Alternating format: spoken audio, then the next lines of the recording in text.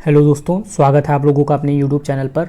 दोस्तों, आज के इस वीडियो में हम लोग यूपीएसआई के पॉलिटी के प्रैक्टिस सेट के बारे में डिस्कस करेंगे। यहाँ पर हम लोग 15 क्वेश्चंस को डिटेल में डिस्कस करेंगे, जिससे आप लोग अपनी तैयारी का अनुमान लगा सकते हैं। साथ ही आप लोग कमेंट बॉक्स में हमको ज़रूर बताएं कि आप लोगों के कितने क्वेश्चन सही हुए हैं।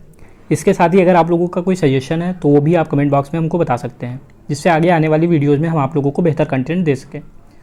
तो पहला क्वेश्चन है, भारत की संविधान सभा का प्रथम अधिवेशन कब प्रारंभ हुआ था? 4 ऑप्शंस यहाँ पर दिए गए हैं। 10 जून 1946, 9 दिसंबर 1946, 19 नवंबर 1947 या 30 जून 1949।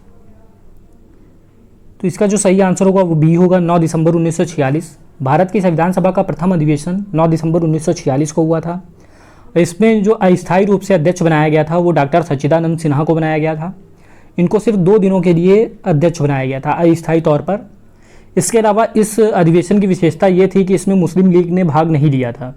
यही कारण था कि ये जो प्रथम अधिवेशन था इसमें कुल 389 सदस्यों को भाग लेना था और इसमें मुस्लिम लीग ने इसमें भाग नहीं लिया। इसके कारण सिर्फ 211 लोग ही इसमें भाग ले पाए थे।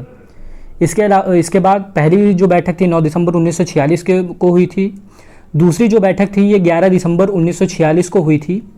और इसमें स्थायी तौर पर डॉक्टर राजेंद्र प्रसाद को अध्यक्ष चुन लिया गया था। इसके बाद भारतीय संविधान सभा के स्थायी अध्यक्ष के रूप में डॉक्टर राजेंद्र प्रसाद होंगे।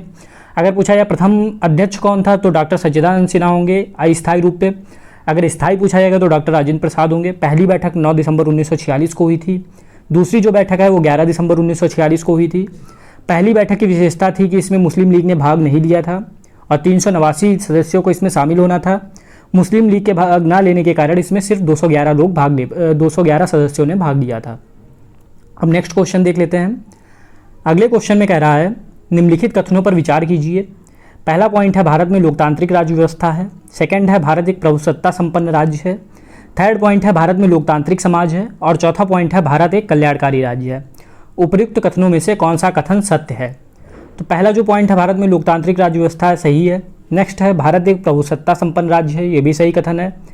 नेक्स्ट है भारत में लोकतांत्रिक समाज है, ये भी बिल्कुल सही है। और नेक्स्ट है भारत एक कल्याणकारी राज्य है, ये भी बिल्कुल कथन से जो है वो सही है। यानी कि जो हम लोगों का ऑप्शन हो जाएगा वो डी हो जाएगा। इसके अलावा अगर इस क्वेश्चन पे बात की जाए तो पहले के जो 3 पॉइंट हैं, यानी कि भारत में लोकतांत्रिक राज्य व्यवस्था है और प्रभुसत्ता संपन्न राज्य है, इसके अलावा लोकतांत्रिक समाज है, इसकी जो परिकल्पना है ये संविधान के प्रस्तावना में दी गई है, प्रस्तावना में। उसके अलावा जो चौथा पॉइंट है भारत एक कल्याणकारी राज्य है, इसकी जो परिकल्पना है ये संविधान के भाग 4 में दी गई है। भाग 4 में क्या दिया गया? भाग 4 में नीति निर्देशक तत्वों के बारे में बताया गया है। यानी भारत एक कल्याणकारी राज्य है। अगर ये क्वेश्चन आ जाए कि भारत एक कल्याणकारी राज्य है, इस बात की परिकल्पना संविधान के किस भाग में दी गई है? तो संविधान के भाग 4 में और नीति निर्देशक तत्वों में दी गई है। इसमें जो ऑप्शन सही था वो डी वाला सही था। चारों कथन सत्य हैं। नेक्स्ट क्वेश्चन है, भाषाई आधार पर सर्वप्रथम किस राज्य का गठन हुआ था? राजस्थान, मध्य प्रदेश, आंध्र प्रदेश या कर्नाटक? तो इसका जो सही आंसर होगा सी होगा। भाषाई आधार पर सबसे पहले बनने वाला राज्य जो है वो आंध्र प्रदेश था। इसके पीछे क्या रीज़न था? इसमें जो भाषाई आधार पर राज्य का गठन करने के लिए सबसे पहले पोट्टी श्रीरामुल नाम का व्यक्ति थे। पोट्टी श्रीरामुल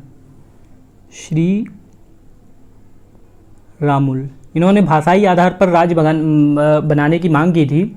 इसलिए इन्होंने 56 दिन के भूख हड़ताल की थी। 56 दिन की भूख हड़ताल के बाद इनकी मृत्यु हो गई थी। इनकी मृत्यु की डेट जो थी 16 दिसंबर 1952 थी। पोट्टी श्रीरामुल ने जो 56 दिन का भूख हड़ताल किया था उसके बाद 16 दिसंबर 1952 में इनकी मृत्यु हो गई थी। जब इनकी मृत्यु हुई तो जन आंदोलन प्रारंभ हो गए थे उसके बाद।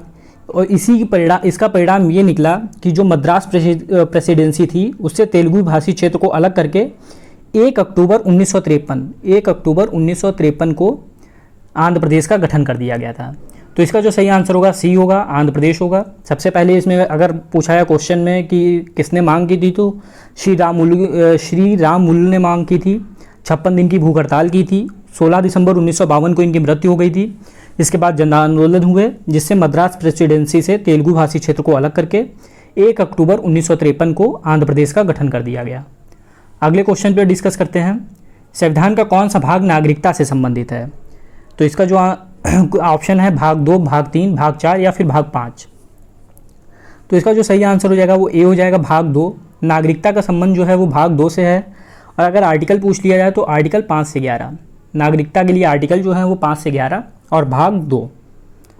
नेक्स्ट क्वेश्चन, उच्चतम न्यायालय के अनुसार निजी भवनों के ऊपर राष्ट्रीय ध्वज को फहराना, यहाँ पे फहराना होगा, फहराना संविधान के किस अनुच्छेद के अंतर्गत सम्मिलित किया गया है? ऑप्शन है अनुच्छेद 14, अनुच्छेद 19 वन का, अनुच्छेद 21 या फिर अनुच्छेद 25। तो इसका जो आंसर हो जाएगा बी हो जाएगा 19 फर्स्ट का। उच्चतम न्यायालय के अनुसार निजी भवनों के ऊपर राष्ट्रीय ध्वज को फहराने का अधिकार जो है 19 के का के 1 में दिया गया है। जैसा कि आप सभी लोगों को पता होगा कि जो स्वतंत्रता का अधिकार है वो आर्टिकल 19 से 22 के बीच में दिया गया है। तो 19 का जो पहला पार्ट का है उसके अंतर्गत ये निर्णय लिया गया, सुप्रीम कोर्ट ने ये ऑर्डर दिया कि जो निजी भवन है उनके ऊपर राष्ट्रीय ध्वज को फहराना एक स्वतंत्रता के अधिकार के अंतर्गत आता है और इसी के अंतर्गत इसको सम्मिलित किया गया है। और ये जो निर्णय है ये 2004 में दिया गया था, 2004 में दिया गया था। अगर पूछ लिया है किस केस में दिया गया था तो इस केस का नाम था नवीन जिंदल बनाम भारत संघ, नवीन जिंदल बनाम भारत संघ। इस केस में 2004 में ये निर्णय लिया गया था कि आप निजी भवन के ऊपर तिरंगा को फहरा सकते हैं। आर्टिकल अगर पूछा जाए 19 का फर्स्ट, अगर केस पूछा जाए तो नवीन जिंदल बनाम भारत संघ। अगर आपसे ईयर पूछ लिया है तो 2004 में ये निर्णय लिया गया था। इसके अलावा स्वतंत्रता का अधिकार है जो वो 19 से 22 के बीच में आता है। नेक्स्ट क्वेश्चन है, भारतीय संविधान के किस अनुच्छेद में समान न्याय एवं निःशुल्क विधिक सहायता का प्रावधान है? इसमें जो ऑप्शन है अनुच्छेद 30, अनुच्छेद 39 का, अनुच्छेद 25 या फिर अनुच्छेद 33 का खा। तो इसका जो आंसर होगा वो बी होगा, अनुच्छेद 39 का।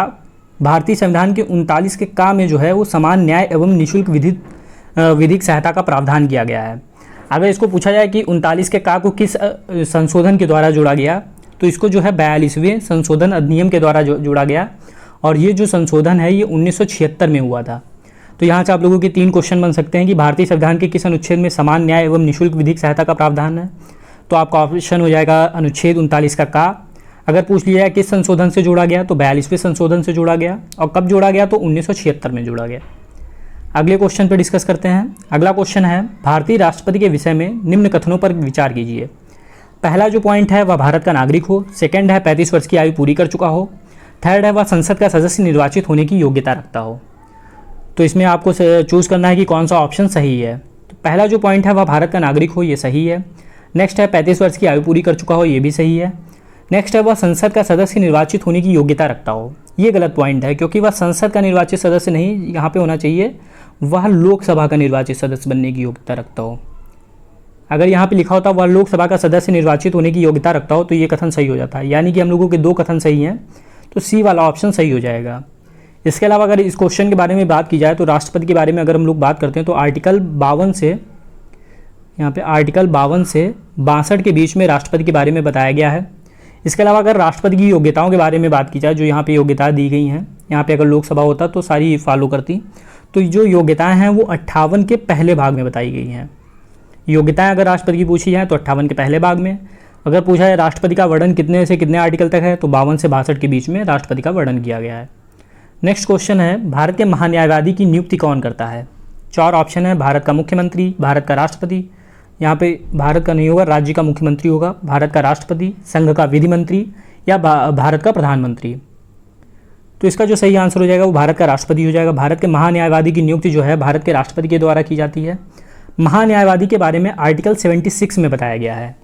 इसके अलावा अगर महान्यायवादी की बात की जाए तो ये प्रथम विधि अधिकारी होता है, भारत का प्रथम विधि अधिकारी होता है। इसके अलावा और अगर बात की जाए तो भारत के महान्यायवादी इस टाइम वर्तमान में जो हैं के वेणुगोपाल हैं और ये 15वें महान्यायवादी हैं। इस टाइम 15वें महान्यायवादी हैं और उनका नाम के वेणुगोपाल है। तो इस क्वेश्चन से भी आपके 2-3 क्वेश्चन बन रहे हैं कि भारत के महान्यायवादी की नियुक्ति कौन करता है, तो भारत का राष्ट्रपति करता है। इस टाइम कौन से न्यायवादी हैं, तो 15वें महान्यायवादी हैं। नाम क्या है, तो इनका नाम जो है वो के वेणुगोपाल है। अगर आर्टिकल आपसे पूछ लिया है किसके आर्टिकल के अंतर्गत आता है तो 76 आर्टिकल 76 में आता है। और भारत का महान्यायवादी जो है भारत का प्रथम विधि अधिकारी होता है। नेक्स्ट क्वेश्चन है, भारत के नियंत्रक एवं महालेखा परीक्षक की नियुक्ति कौन करता है? यानी यहाँ पर आप लोगों से कैग के बारे में पूछ रहा है कि कैग की नियुक्ति किसके द्वारा की जाती है। ऑप्शन है आपके राष्ट्रपति, लोकसभा का अध्यक्ष, योजना आयोग या वित्त मंत्री। तो इसका जो आंसर हो जाएगा वो राष्ट्रपति हो जाएगा। कैग की नियुक्ति भी जो है वो राष्ट्रपति के द्वारा की जाती है। इसके विषय में और अगर हम लोग बात करें तो जो कैग का वर्णन है ये 148 से 151 के बीच में किया गया है, आर्टिकल 148 से 151। अगर आपसे पूछ लिया जाए कि कौन से भाग में है तो भाग 5 में है। और अगर आपसे पूछ लिया जाए कि भारत के नियंत्रक एवं महालेखा परीक्षक वर्तमान में कौन है तो वर्तमान में गिरीश चंद्र मुर्मू है। इसके अलावा अगर आपसे पूछा जाता है कि इनका कार्य क्या है, भारत के नियंत्रक एवं महालेखा परीक्षक का कार्य क्या है, तो यह जो है संघ एवं राज्यों के किसी भी अन्य निकाय के लेखाओं का परीक्षण करता है और अपनी रिपोर्ट जो है संघ में राष्ट्रपति को तथा राज्य में राज्यपाल को प्रस्तुत करता है। तो इसमें 3-4 क्वेश्चन आपके बन गए कि भारत के नियंत्रक एवं महालेखा परीक्षक की नियुक्ति राष्ट्रपति के द्वारा होती है। आर्टिकल आपसे पूछा जाएगा तो 148 से 151 हो जाएगा। भाग अगर पूछा जाएगा तो भाग 5 हो जाएगा। इसके अलावा अगर पूछा जाएगा कि वर्तमान में कौन है तो गिरीश चंद्र मुर्मू है। नेक्स्ट क्वेश्चन, यदि संसद किसी विशिष्ट उद्देश्य के लिए कोई समिति नियुक्त करे तो उसे क्या कहते हैं? 4 ऑप्शन है, स्टैंडिंग समिति, तदर्थ समिति, संयुक्त समिति, स्थायी समिति। तो इसमें से जो हम लोगों का सही आंसर हो जाएगा वो बी हो जाएगा, तदर्थ समिति। यदि संसद किसी विशिष्ट उद्देश्य के लिए कोई समिति का नियुक्त करती है तो उसे हम लोग तदर्थ समिति कहते हैं। और इस तदर्थ समिति को ही हम लोग अस्थायी समिति के नाम से भी जानते हैं। अस्थायी समिति के नाम से भी हम लोग तदर्थ समिति को जानते हैं। और अगर तदर्थ समिति के बारे में और बात की जाए तो तदर्थ समिति है ये 2 प्रकार की होती है। एक प्रवर समिति होती है या इसे हम लोग संयुक्त प्रवर समिति कहते हैं, और दूसरी होती है जांच समिति। तो जो संयुक्त प्रवर समिति है इसका जो कार्य होता है किसी भी विशेष विधेयक पर विचार करने के लिए। जो संयुक्त प्रवर समिति है प्रवर समिति, इसका जो काम है किसी भी विशेष विधेयक पर विचार करने के लिए। और दूसरी जो होती है वो जांच समिति होती है। इसका क्या काम होता है विशिष्ट मामलों में ये जो है जांच करने के लिए इसको नियुक्त किया जाता है। और ये जो अस्थायी समिति होती है जैसे इनका काम जो है वो पूरा हो जाता है वैसे ही ये स्वतः ही समाप्त हो जाती हैं, इसीलिए इनको अस्थायी समिति या तदर्थ समिति के नाम से जाना जाता है। नेक्स्ट है, सरकारिया आयोग का गठन किस विषय पर सुझाव देने के लिए हुआ था? ऑप्शन है आप लोगों के कावेरी जल विवाद, केंद्र राज्य संबंध, राम जन्मभूमि विवाद और इनमें से कोई नहीं। तो इसका जो सही आंसर होगा वो बी होगा, केंद्र राज्य संबंध। सरकारी आयोग का गठन जो है वो केंद्र राज्य संबंध के लिए किया गया था। और अगर आप लोगों से पूछ लिया जाए कि इसका गठन कब हुआ था तो इसका गठन जो हुआ था वो 1983 में हुआ था। और इसमें सरकारी आयोग में जो है 3 सदस्य शामिल थे, टोटल 3 सदस्य थे। 1983 में इसका गठन हुआ था और इसके जो अध्यक्ष बनाए गए थे रणजीत सिंह सरकारिया, उन्हीं के नाम पे ये सरकारी आयोग पड़ा था। और इन्होंने जो है 1998 में अपनी रिपोर्ट सौंपी थी। 1998 में इन्होंने अपनी रिपोर्ट दी थी। तो इससे भी आप लोगों के 2-3 क्वेश्चन तैयार हो गए कि सरकारी आयोग का गठन किस विषय पर हुआ था तो केंद्र राज्य संबंध पर हुआ था। कब हुआ था? 1983 में हुआ था। कितने सदस्य थे? 3 सदस्य थे। अध्यक्ष कौन था? रणजीत सिंह सरकारिया थे। कब इन्होंने रिपोर्ट दी थी? तो 1998 में इन्होंने अपनी रिपोर्ट सौंपी थी। नेक्स्ट क्वेश्चन है, राष्ट्रीय एकता परिषद का अध्यक्ष कौन होता है? तो प्रधानमंत्री, वित्त मंत्री, गृह मंत्री या भारत का राष्ट्रपति? तो इसका जो आंसर हो जाएगा वो ए हो जाएगा, प्रधानमंत्री। राष्ट्रीय एकता परिषद का जो अध्यक्ष हैं वो प्रधानमंत्री होते हैं। इसका जो गठन है वो पंडित जवाहरलाल नेहरू ने किया था। क्यों किया था? पंडित जवाहरलाल नेहरू ने जो राष्ट्रीय एकता परिषद का गठन किया था वो जातिवाद, सांप्रदायिकता और क्षेत्रवाद से निपटने के लिए किया था। अगर आप लोगों से पूछ लिया जाए इसका गठन कब किया गया था तो 1968 में किया गया था। अगर मंथ की बात की जाए तो अक्टूबर में किया गया था। तो इससे भी आप लोगों के 2-3 क्वेश्चन तैयार हो गए। राष्ट्रीय एकता परिषद का गठन अक्टूबर 1961 में किया गया था, पंडित जवाहरलाल नेहरू ने किया था। क्यों किया था? जातिवाद, सांप्रदायिकता और क्षेत्रवाद से निपटने के लिए किया था। अगर पूछ लिया जाए अध्यक्ष कौन होता है तो प्रधानमंत्री अध्यक्ष होता है। अगले क्वेश्चन पे बात की जाए, राज्यपाल के वेतन और भत्ते दिए जाते हैं। 4 ऑप्शन है, राज्य की संचित निधि से, भारत की संचित निधि से, आकस्मिकता निधि से या फिर ए और बी दोनों से। तो इसका जो सही आंसर हो जाएगा वो ए हो जाएगा, राज्य की संचित निधि से। राज्यपाल के वेतन और भत्ते जो हैं वो राज्य की संचित निधि से दिए जाते हैं।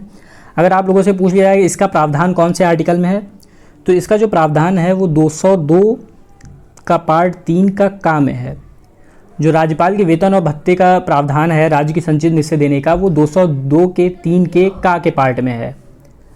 नेक्स्ट क्वेश्चन है, संविधान के किस अनुच्छेद के द्वारा राज्यपाल राष्ट्रपति के विचार के लिए किसी विधेयक को आरक्षित रख सकता है? यहाँ पे भी 4 ऑप्शन है, अनुच्छेद 169, अनुच्छेद 200, अनुच्छेद 199 या अनुच्छेद 202। तो इसका जो आंसर हो जाएगा वो बी हो जाएगा, आर्टिकल 200। 200 के हिसाब से ये है संविधान के जो राज्यपाल जो है वो राष्ट्रपति के विचार के लिए किसी भी विधेयक को आरक्षित करके रख सकता है। ये आर्टिकल 200 में बताया गया है। नेक्स्ट क्वेश्चन और लास्ट क्वेश्चन है आज का, राज्य की विधानसभा के सत्रावसान का आदेश किसके द्वारा किया जाता है? राज्यपाल, विधानसभा अध्यक्ष, मुख्यमंत्री या विधि मंत्री? तो इसका जो आंसर हो जाएगा वो ए हो जाएगा। राज्य की बात कर रहा है, राज्य की विधानसभा का, तो राज्य की विधानसभा का सत्रावसान का आदेश जो है वो राज्यपाल के द्वारा दिया जाता है। अगर आप लोगों से पूछ लिया है किस आर्टिकल के तहत दिया जाता है, तो आर्टिकल जो है वो 174 है। तो फ्रेंड्स, ये थे आज के वीडियो। अगर आप लोगों को वीडियो पसंद आया तो वीडियो को लाइक करें, साथ ही साथ चैनल को सब्सक्राइब करें।